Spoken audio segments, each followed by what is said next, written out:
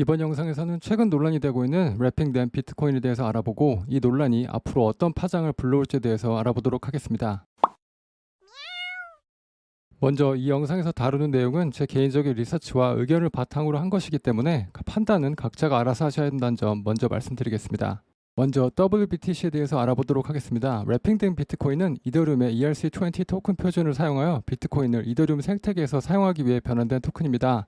2019년 1월에 출시된 WBTC는 비트코인과 1대1로 연동이 되어 있어 WBTC는 항상 1BTC와 동일한 가치를 가집니다. 이를 통해 사용자는 이더리움 기반의 다양한 탈중앙화 애플리케이션과 디파이 생태계에서 비트코인을 활용할 수 있게 되었습니다. 최근에는 솔라나 디파이 생태계에서도 WBTC를 활용하는 사례가 늘어나고 있습니다. 비트코인만 보유했던 크립토 투자자들은 원래 이더리움 프로토콜 기반의 디파이 애플리케이션에 접근할 수 없었으나 WBTC의 도입으로 비트코인 커뮤니티 유동성이 이더리움의 디파이 생태계로 유입될 수 있게 된 것입니다. 2024년 8월 17일 기준으로 약 15만 4천 개의 WBTC가 존재합니다.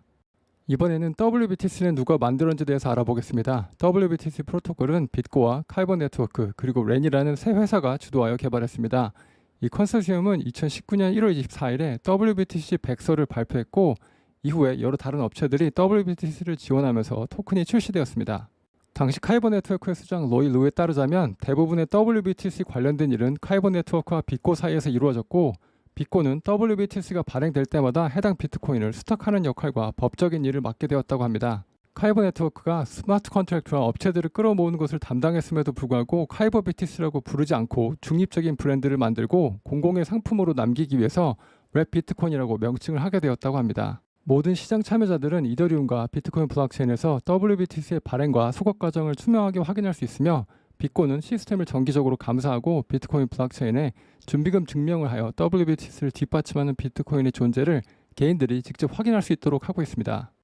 이런 WBTC의 투명성과 비트코인의 시가총액이 다른 네트워크보다 월등히 크기 때문에 WBTC는 디파이 생태계의 중요한 기둥으로 자리 잡고 있습니다. 2024년 8월 9일 WBTC의 비트코인 스탁자인 bit고가 토론의 설립자 저스틴 선이 소유한 bit글로벌과 조인트 벤처를 체결한다는 소식을 전했습니다. bit고는 이 조인트 벤처에서 소주주로 참여하고 있으며 조인트 벤처의 목표는 비트코인 스탁을 미국뿐만 아니라 홍콩과 싱가포르에서도 하여 법적인 위험을 다각화하고 이를 통해 리스크를 줄이기 위함이라고 밝혔습니다. 이 조인트 벤처에서 중요한 변화는 WBTC를 뒷받침하는 비트코인을 보관하는 멀티 시그니처 지갑의 키 관리 방식에 있습니다. bit고의 CEO는 엑스의 스페이스 토론에서 WBTC 다중 서명 지갑에는 3개의 키가 있으며 거래에 서명하려면 2개의 키가 필요하다고 설명했습니다.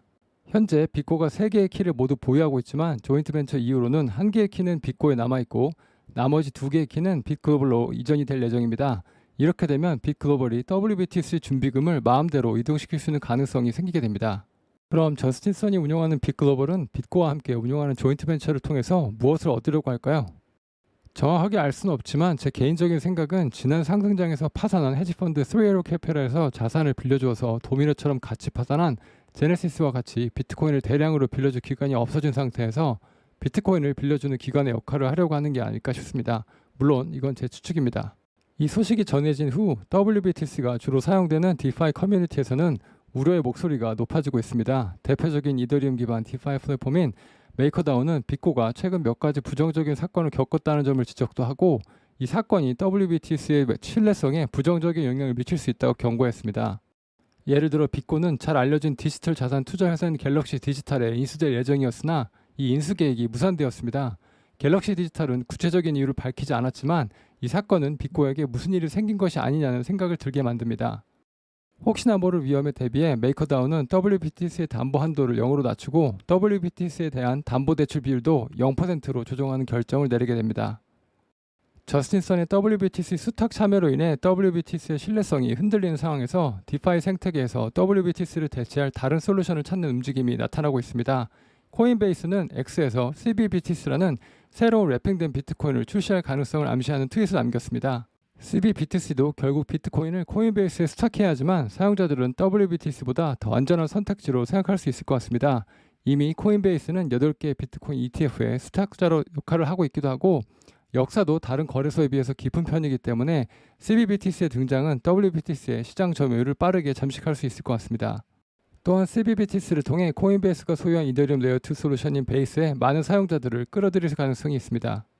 이러한 변화는 다른 거래소들에게 영향을 미쳐 스탁 라이센스를 보유한 여러 거래소가 WBTC와 유사한 상품을 출시할 가능성이 있습니다.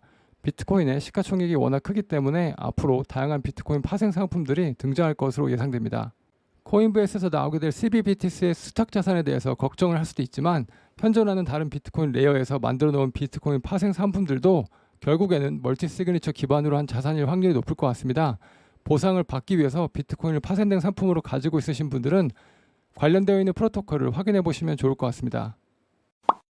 이번 영상에서는 저스틴 선의 WBTC 스탁 참여와 그로 인한 여파에 대해서 살펴보았습니다. 다음번에도 좋은 영상으로 찾아뵙겠습니다.